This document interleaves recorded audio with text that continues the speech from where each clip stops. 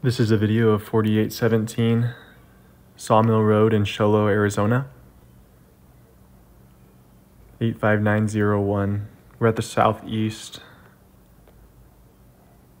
section of the lot right now. You can see this is the fence line, very heavily treed. We have a lot of junipers, cedars, and pines mixed in this property. Pines are pretty tall. This slope is pretty level as well.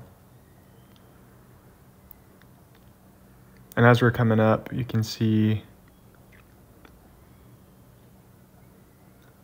that the power lines are running right there.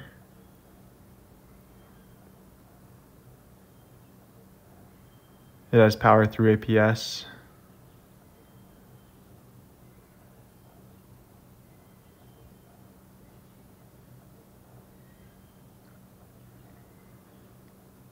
Now this road is maintained, and then it's paved all the way into town. You can go either into Show Low, or you could go up to Heber, or you could go into the little town of Clay Springs.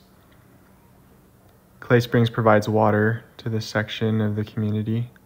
This is where the lot about ends, like right where that fence line is right there, that post and that survey stake.